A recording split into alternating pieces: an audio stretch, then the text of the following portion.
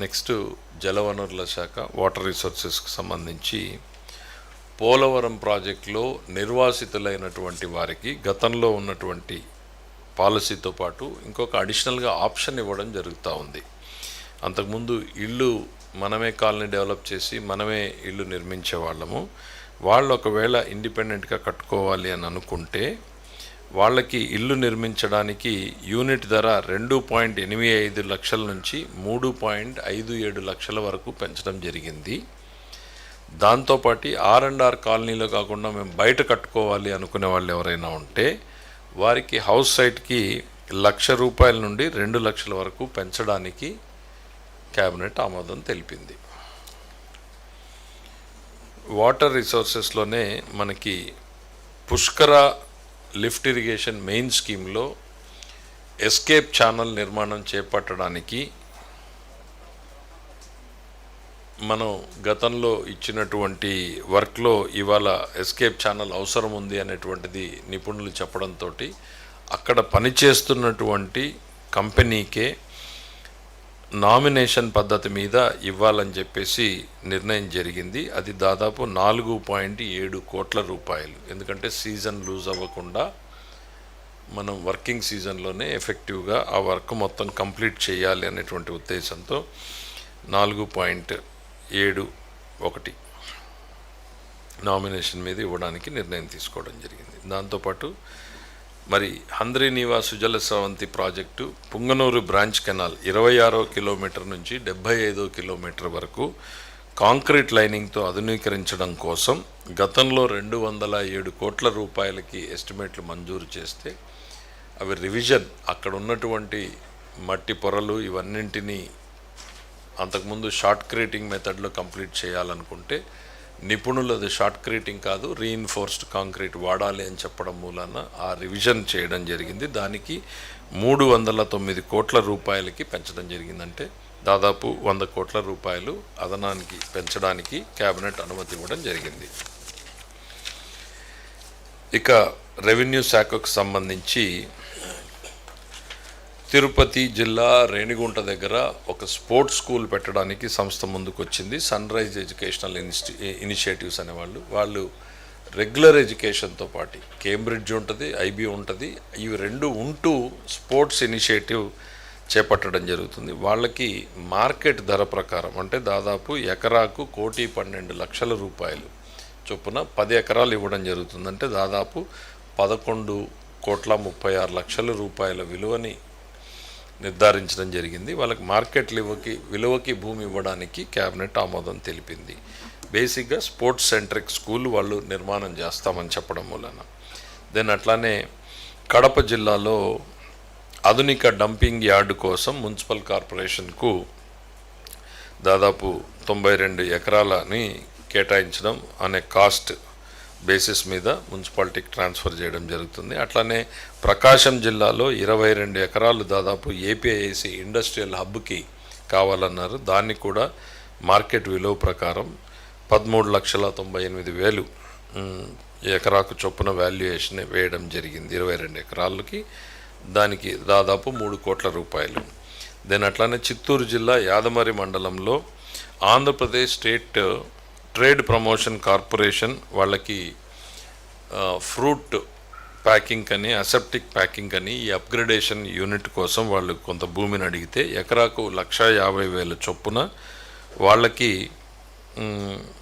13 ఎకరాల భూమిని ఇవ్వడం జరుగుతూ ఉంది. మరి అనంతపురం జిల్లాకు సంబంధించి అహుడా ఏదైతే Anantapur Hindupur urban development authority ఉందో వాళ్ళు ఒక 11 ఎకరాలు మాకు లేఅవుట్ MIG లేఅవుట్ డెవలప్ చేయడానికి కావాలి అని అడిగారు. వాళ్ళకి ఇవ్వడానికి ప్రభుత్వం క్యాబినెట్ ఆమోదం తెలిపింది.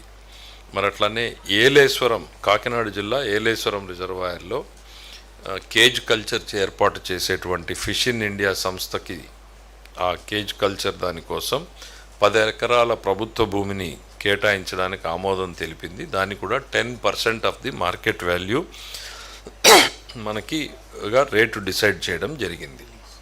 లీజ్ ఇది ప్యూర్లీ లీజ్ మోడల్.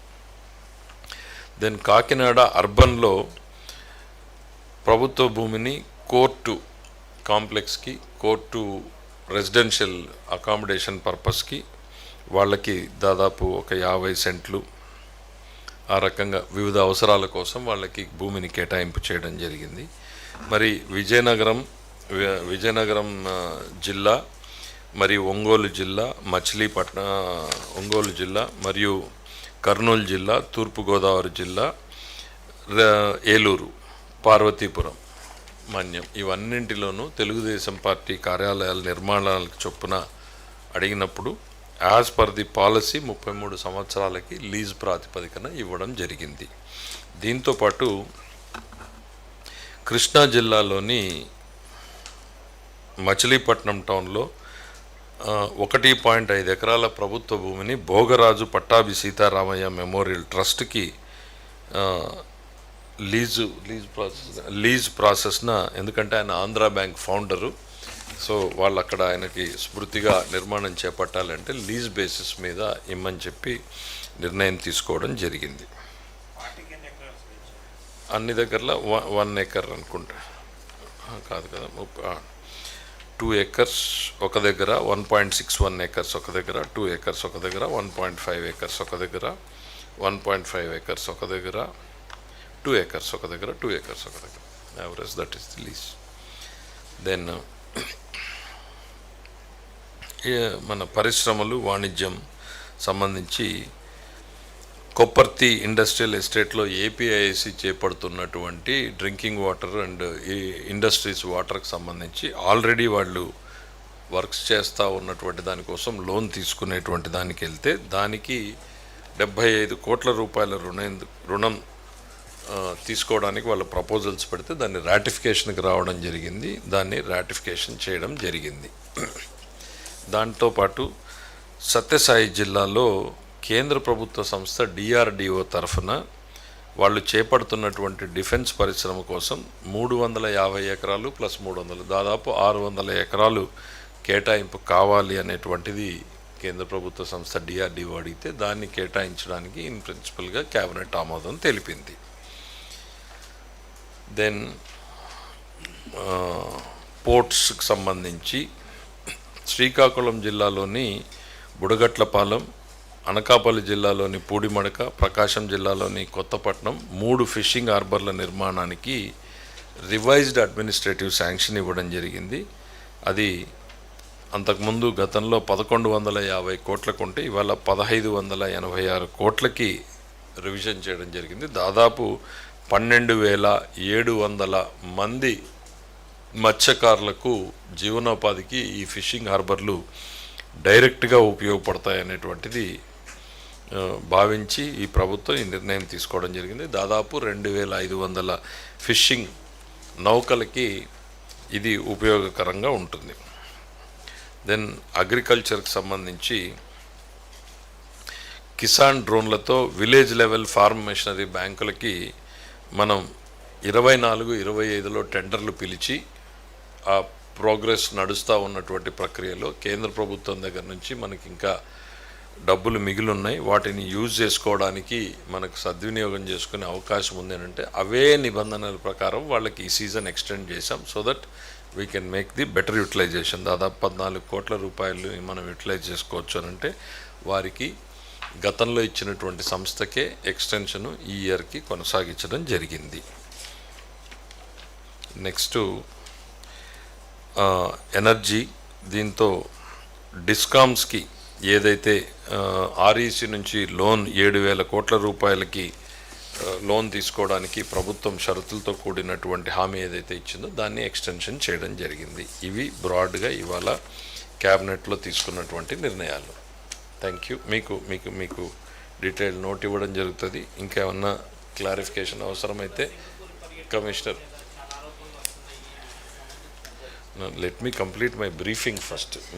మీ ఇన్ఫార్మల్ డిస్కషన్ చాలా చెప్పొచ్చు కానీ ఇన్ఫార్మల్ బ్రీఫింగ్ చాలా ఉంటుంది. బట్ డెఫినెట్గా క్యాబినెట్కి సంబంధించినటువంటి ప్రధానమైనటువంటి 41 అంశాలు అవి. మంత్రుల పర్యటన అనేటువంటిది మీరు చూసుంటారు. మంత్రులు మార్నింగ్ ఫ్లైట్ దిగిన తర్వాత 1.5 అవర్లోనే ప్రోగ్రామ్ స్టార్ట్ అయినాయి. వాళ్ళు ఎవరు అక్కడ రిలాక్స్ అవ్వడానికో ఇంకో రకంగా కాదు. చాలా మంత్రుల ఫీడ్బ్యాక్ కూడా వాళ్ళందరూ కూడా క్యాబినెట్లో ఇవాళ ముఖ్యమంత్రి గారు చెప్పారు, వెళ్లే ముందు కూడా చెప్పారు. ఆల్రెడీ కొద్దిమంది మంత్రులు నోట్ కూడా రెడీ చేశారు. ఆ పర్యటనలో వాళ్ళ ఇంట్రెస్టింగ్ అనిపించిన అంశాలు, వాళ్ళు నేర్చుకున్నటువంటిదో ఇంప్లిమెంటబుల్ ఐటమ్స్ ఇండివిజువల్గా ఒక్కో మంత్రి ఒక్కో రిపోర్ట్ ఇవ్వడం జరుగుతుంది. కంబైన్డ్గా అందరూ కలిసి కూడా ఒక రిపోర్ట్ ఇవ్వడం జరుగుతుంది. ఆల్రెడీ ఒకరిద్దరు మంత్రులు అయితే వాళ్ళ రిపోర్ట్ని కూడా రెడీ చేసేసారు. ఇవాళ బేసిక్ డ్రాఫ్ట్ రెడీ చేయడం జరిగింది. ఈ రాష్ట్ర లేదు, అది డిఫరెంట్ ప్రోగ్రామ్. గవర్నమెంట్కి ప్రభుత్వానికి మంత్రులు ఒక పర్యటనకి వెళ్ళారు అని అంటే దానివల్ల what is the benefit to the state, what is the new learning అనేటువంటిది మనం చూస్తాం. సో ఒకరిద్దరు మంత్రులు ఆల్రెడీ రెడీ చేశారు, మిగిలిన వాళ్ళు కూడా రిపోర్ట్స్ ఇవ్వడం జరుగుతుంది. ప్రతిపక్షం అనేటువంటిది ఎంత తక్కువ మాట్లాడితే అంత బెటర్ మనకి రాష్ట్రంలో. వాళ్ళకి తమ గురించి ఆలోచన తప్ప సమాజం గురించి, ప్రజల అభివృద్ధి గురించి వాళ్ళకి ఏ రోజు మాట్లాడేటువంటి పరిస్థితి లేదు. పరిశ్రమల గురించి మాట్లాడరు, పరిశ్రమల్ని తరిమేస్తారు. వాళ్ళకి ఒకసారి షెడ్యూల్ మా కమిషనర్ గారు తీస్తున్నారు. మార్నింగ్ 6:40కి వాళ్ళది పికప్ అయితే నైట్ 9 o'clockకి మళ్ళీ రిటర్న్ హోటల్కి వచ్చేలాగా వాళ్ళ ప్రోగ్రామ్ డే 1 మా మంత్రులది. రెండో రోజు లాబీలో ఫస్ట్ టు గ్యాదర్ అట్ 7:45కి స్టార్ట్ అయితే ఈవినింగ్ 17 hours 5 o'clockకి మళ్ళీ రిటర్న్ వచ్చారు. మళ్ళీ they continued till next day మళ్ళీ 9:30కి స్టార్ట్ అయిపోతే నైట్ 8 వరకు ప్రోగ్రామ్ నడిచింది. నెక్స్ట్ డే 9కి మొదలైతే మళ్ళీ సేమ్ థింగ్ ఈవినింగ్ 6 దాకా నడిచింది. ఇక్కడ కూడా మీరు వీడియోలు కూడా చూస్తూ ఉన్నట్టారు కదా, స్కూల్లో పిల్లలు కూర్చుని వాళ్ళు ఇచ్చే ప్రజెంటేషన్లు. ఇట్ వాజ్ జనరల్గా అడిగితే మంత్రులు చాలామంది చెప్పింది first 5 days was very interesting and చాలా లెర్నింగ్స్ ఉన్నాయి అనేటువంటిది. సో ప్రతిపక్షం గురించి జగన్మోహన్ రెడ్డి గారు ఏదైనా మాట్లాడితే విధ్వంసం గురించి ట్రైనింగ్ ఎవరన్నా ఇస్తాడు, అల్ఖైదా ఇస్తుంది అని అంటే అక్కడ పోయి ట్రైనింగ్ ఇస్తాడు ఆయన. లేకపోతే అది ఎక్కడ మెక్సికోలో అనేవాడిని చూసాం కదా సార్. సో అట్లాంటి వాళ్ళ దగ్గర ట్రైనింగ్ పంపిస్తాడు. చంద్రబాబు గారికి ఆయనకి తేడా అదే. జగన్మోహన్ రెడ్డి గారు పంపించాల్సి వస్తే ఆయన అల్ఖైదా దగ్గరకో ఇంకెక్కడికో పంపిస్తాడు. చంద్రబాబు గారు పంపిస్తే సింగపూర్ పంపిస్తాడు. ఇంకా డెవలప్మెంట్ ఎక్కడ జరుగుతుంటే, ఎక్కడ డెవలప్మెంట్ ఉన్నా అక్కడ నేర్చుకునే ప్రయత్నం తెలుగుదేశం పార్టీ చేస్తుంటుంది. నారాయణ గారు దాని మీద చాలా డీటెయిల్డ్గా ఇప్పటికి ఇచ్చారు. మళ్ళీ కూడా ఇవ్వడానికి గవర్నమెంట్ రెడీగా ఉంది. We have compared with in the country, out side the world, everywhere. మనం ఇస్తున్నటువంటి క్వాలిటీ ఆఫ్ కన్స్ట్రక్షన్కి, ప్రైజెస్కి ఎక్కడా కూడా మనం ₹1 తక్కువగా ఉన్నాం, ఎక్కువ లేము అనేటువంటిది వీఆర్ వెరీ వెరీ క్లియర్. మీకు చాలా డీటెయిల్డ్గా పాయింట్ బై పాయింట్ మా మున్సిపల్ అడ్మినిస్ట్రేషన్ మినిస్టర్ ఇచ్చారు. వాళ్ళు ఎవరైనా ఇంట్రెస్ట్గా ఉన్నారంటే మళ్ళీ ఇంకా డీటెయిల్డ్గా కూడా మరీ ఒక్కసారి మా మంత్రి గారి చేత మేము press meet పెట్టిస్తాం.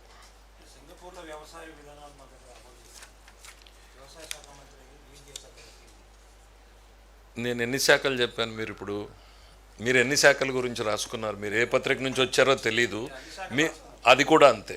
Cabinet is a combined responsibility. The basic constitution framework తెలిసిన వాళ్ళు ఎవ్వరు కూడా ఈ ప్రశ్న వాళ్ళకు ఉత్పన్నం కాకూడదు. It's a combined responsibility. Learning మీరు నేర్చుకున్నటువంటిది, సైన్స్ నేర్చుకుంటే మీరు డాక్టర్ అయ్యారా? అవ్వలేదు కదా. So it is a learning.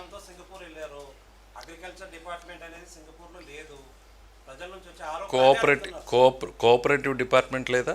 He's also minister for cooperative. No, he's also minister for cooperative. They are one of the best cooperative mechanisms. So kindly know, మీరు వాళ్ళు అడిగినట్టుగా అడిగితే వాళ్ళకు సమాధానం చెప్తా. అది కాదు, అది రైట్. Thank you.